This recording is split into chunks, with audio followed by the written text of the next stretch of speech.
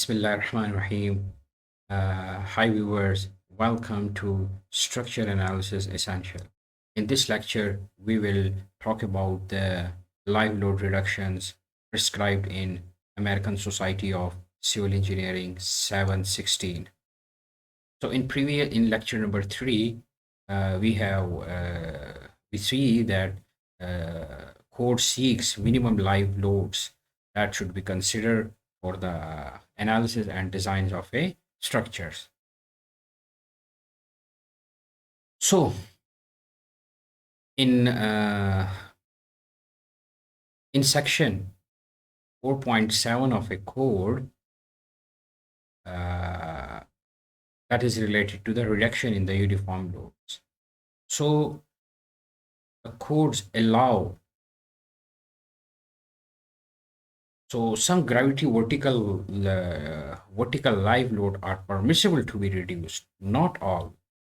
Those members that have reducible live load are calculated by the probability of receiving a vertical load less than the full amount.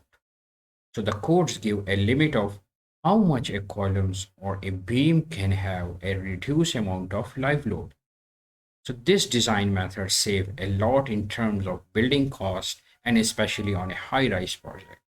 So I will take 1 minute to describe why the codes specify the reduction in the live loads. Live loads are reduced based on stochastics methods, probability basis.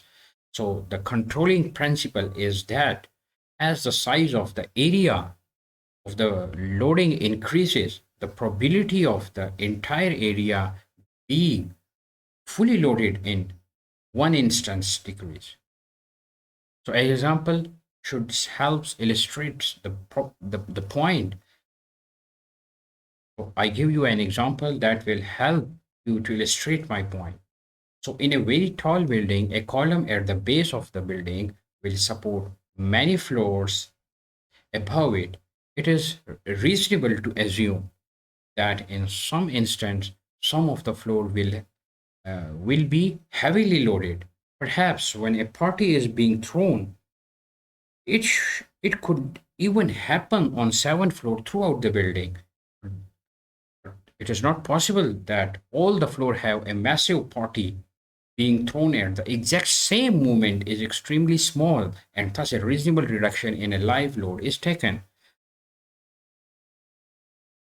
So designing for complete unreduced live load on all floor would be excessively conservative. So that's why the code allow the reductions in uniform load. So now there is some limitations. You cannot reduce like that. There are certain limitations of that. So in next lecture, we will talk about reduction of the live uniform roof live load, reduction in roof live load.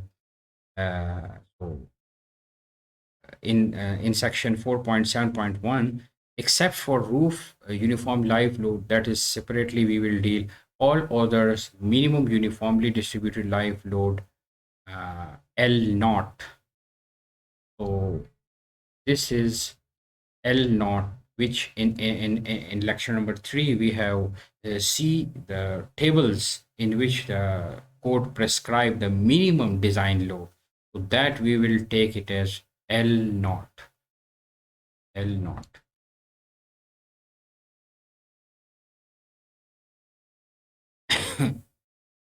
And that we have discussed in table 4.31 are permitted to be reduced in accordance with the requirement of section 4.7 through 4.76. So these are the section under which we will reduce the live load. So reduction in uniform live load. So as per section 4.7.2, subjected to the limitation of the limitation of section 4.7.3. So in section 4.7.3, they have the code describe the limitation in which cases you will not decrease the live load. So we will check also that through 4.7.6. So from 4.7.3 to 4.7.6, the code describes the limitations. Members for which a value of KLLAT. So this is the KLLAT. So AT is the tributary area, and KLL, when you multiply it with a factor KLL, so it will give you the influence area. So one is tributary area, AT means tributary area, and when you multiply it with a KL, there is one table of this. So we will check if this influence area, not the tributary area, if this influence area is greater than 400 square feet or more, then the code allows you the reduction in the live load. Otherwise, you cannot reduce. This is the main limitation.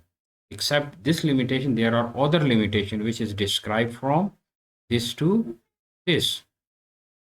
So if the influence area at the multiplication of KLL and AT, this area is more than 400 square feet, then the code allows you that you can reduce the live load.